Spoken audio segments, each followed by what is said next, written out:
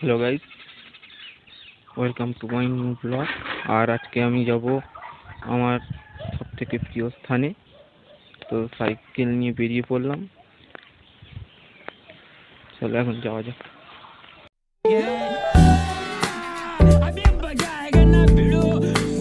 তো hello guys, তা আমরা এখন সাইকেলে করে যাচ্ছি। এখনো যাওয়া অনেকটা পথই বাকি আছে।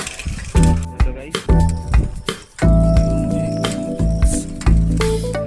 আমরা আজকে যেখানে যাচ্ছি সেখানে যেতে প্রায় ঘন্টাখানেক লাগবে। অবশেষে আমরা পৌঁছে গেলাম।